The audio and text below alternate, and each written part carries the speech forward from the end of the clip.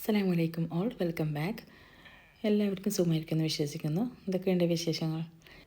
ഇന്നത്തെ റെസിപ്പി ഒരു പയ്യോളി ചിക്കൻ ഫ്രൈയുടെ റെസിപ്പിയാണ്. പത്തിരി, പരിപ്പ് കറി ഇതിൻ്റെയൊക്കെ കൂടെയൊക്കെ കഴിക്കാൻ പറ്റിയ നല്ലൊരു കോമ്പിനേഷൻ.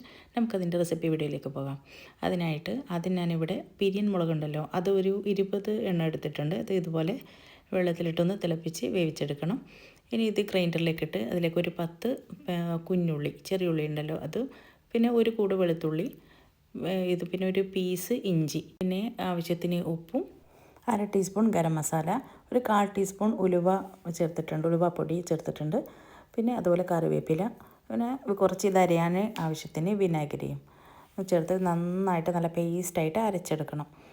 ഇതാ നമ്മളിപ്പോൾ മിക്സിയിലിട്ട് ഇത് അരച്ചെടുത്തിട്ടുണ്ട്. ഇനി ഇതിലേക്ക് 2 ടേബിൾ സ്പൂൺ കോൺഫ്ലവർ ഉണ്ടല്ലോ അതും ചേർക്കാം. 1 ടേബിൾ സ്പൂൺ അരിപ്പൊടിയും ചേർത്തെടുത്ത് വീണ്ടും ഒന്ന് നല്ല പേസ്റ്റായിട്ട് തന്നെ ഒന്ന് അരച്ചെടുക്കാം. ഇനി ഞാനിവിടെ 1 കിലോ ചിക്കൻ എടുത്തിട്ടുണ്ട്. നന്നായി കഴുകി വൃത്തിയാക്കി വെള്ളമൊക്കെ വറന്ന ചിക്കനിലേക്ക് ഇനി നമ്മൾ ഈ അരച്ച പേസ്റ്റ് നന്നായിട്ട് തേച്ച് പിടിപ്പിക്കണം. ഇത് 1-2 മണിക്കൂർ ഇങ്ങനെ തേച്ച് പിടിപ്പിച്ച് ഫ്രിഡ്ജിൽ വെച്ചാൽ മതി. നമ്മൾ ഫ്രൈ ചെയ്യുന്ന സമയത്ത് പുറത്തെടുത്താൽ മതി. പിന്നെ വേണ്ടത് കുറച്ച് തേങ്ങ, ഒരു 1/2 കപ്പ് തേങ്ങ എടുത്തിട്ടുണ്ട്. നമ്മൾ ആദ്യം അരച്ച അരപ്പുണ്ടല്ലോ ഈ ചിക്കനിലേക്ക് പുരട്ടാനായിട്ട് എടുത്ത് അതിൽ നിന്ന് ഒരു 1.5 ടേബിൾ സ്പൂൺ എടുത്ത് ഈ തേങ്ങയിലിട്ട് നന്നായിട്ട് മിക്സാക്കി വെക്കണം. ഇനി നമുക്ക് കുറച്ച് വെളിച്ചെണ്ണയിൽ ഇതുപോലെ ചിക്കൻ തിരിച്ചും മറിച്ചിട്ട് ഫ്രൈ ചെയ്തെടുക്കാം. ഇത് ഞാനിപ്പോൾ ചിക്കൻ ഫ്രൈ ചെയ്ത് മാറ്റിയെടുത്തിട്ടുണ്ട്. ഇനി ആ ഓയിലിലേക്ക് തന്നെ കുറച്ച് ഒരു 5-6 ഗ്രീൻ ചില്ലി, ഇതുപോലെ പച്ചമുളക് ഞാൻ ഇതുപോലെ ഇങ്ങനെ സ്ലൈസായി കട്ട് ചെയ്തെടുത്തിട്ടുണ്ട്. ഇതും കുറച്ച് അധികം കറിവേപ്പില വേണം. ഇതുപോലെ കറിവേപ്പിലയും പച്ചമുളകും കൂടെ ഒന്ന് നന്നായിട്ട് ഫ്രൈ ചെയ്തെടുക്കണം. അപ്പോൾ ഇത് നല്ല ഒരു സ്മെല്ലായിരിക്കും ഈ സമയത്ത്. അത് നമ്മൾ ഫ്രൈ ചെയ്തെടുത്ത ചിക്കൻ്റെ മുകളിലേക്ക് തന്നെ ഇട്ട് കൊടുക്കാം.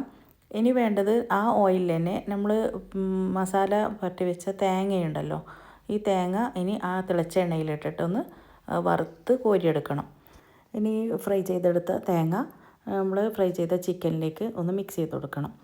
ഇതിപ്പോൾ നമുക്ക് സെർവ് ചെയ്യുന്ന സമയത്ത് ഇപ്പോൾ താഴെ ചിക്കനും അതിൽ മുകളിൽ തേങ്ങയിട്ട് പിന്നെ ചില്ലിയും കറിവേപ്പിലൊക്കെ അങ്ങനെ ഇട്ടുകൊടുത്ത് ഇങ്ങനെയും സെർവ് ചെയ്യാം. ഇത് നല്ല ടേസ്റ്റായിട്ടുള്ള ഒരു ചിക്കൻ ഫ്രൈ ആണ്. കുറേ ആയിട്ട് ഞാൻ വിചാരിച്ചതായിരുന്നു ഈ പയ്യോളി ചിക്കൻ്റെ വീഡിയോ ചെയ്യണം എന്നുള്ളത്. കാരണം ഉണ്ടാക്കിയിട്ട് എനിക്ക് ഇഷ്ടപ്പെട്ട ഒരു ഫ്രൈ ആയിരുന്നു ഇത്. ഞാനിത് ഇന്ന് ഉണ്ടാക്കിയത് പത്തിരിയുടെ കൂടെ കഴിക്കാനാണ്. സാധാരണയായിട്ട് നമുക്ക് നെയ്ച്ചോറ്, ചപ്പാത്തി ഇതിൻ്റെയൊക്കെ കൂടെ ഇത് കഴിക്കാൻ നല്ല അടിപൊളിയാണ്. പിന്നെ ഉണ്ടാക്കിയത് പരിപ്പ് കറിയാണ് കേട്ടോ. ഇത് സാധാരണയായിട്ട് നമ്മൾ ഉണ്ടാക്കുന്നത് തന്നെ നമ്മൾ ചുവന്ന പരിപ്പുണ്ടല്ലോ അതിൽ ഉള്ളിയും തക്കാളിയും പച്ചമുളകും അത് മഞ്ഞൾപ്പൊടി ഉപ്പിട്ടിട്ട് ഇതൊന്ന് വേവിച്ചെടുക്കും. ഇങ്ങനെ ഈ വേവിച്ച കറിയിലേക്ക് എന്ത് ചെയ്യും, തേങ്ങ കുറച്ച് ചെറിയ ജീരകവും കൂടി അരച്ചിട്ട് ഇത് ചേർത്ത് കൊടുത്തു. തേങ്ങയിൽ മഞ്ഞൾപ്പൊടി ഇട്ടിട്ടില്ല, കാരണം പരിപ്പ് വേവിക്കുന്ന സമയത്ത് തന്നെ മഞ്ഞൾ ചേർത്തിരുന്നു. അപ്പോൾ ഇതിങ്ങനെ അരച്ച് പിന്നെ ഉപ്പിട്ട് ഒന്ന് തിളച്ച് വരുമ്പോൾ എന്ത് ചെയ്യാം, കറി നമ്മൾ താളിക്കുമല്ലോ ആ സമയത്ത് വെളുത്തുള്ളിയും ചെറിയ ഉള്ളിയും കടുകും കറിവേപ്പിലൊക്കെ ഇട്ടിട്ട് ഒന്ന് താളിച്ച് ഒഴിച്ചു കൊടുത്താൽ മതി. ഇത് നല്ല ടേസ്റ്റുള്ള ഒരു തേങ്ങ അരച്ച പരിപ്പ് കറിയാണ്. അതുപോലെ പത്തിരിയിട്ടൊക്കെ കൂടെ കഴിക്കാൻ നല്ല എന്തെങ്കിലും ഫ്രൈ ഉണ്ടെങ്കിൽ നമുക്ക് ഈ കോമ്പിനേഷൻ നല്ല സൂപ്പറായിരിക്കും. പിന്നെ ഞാൻ ഈ പത്തിരിയുടെ വീഡിയോ മുമ്പ് ഞാൻ ചെയ്തിട്ടുണ്ടായിരുന്നു.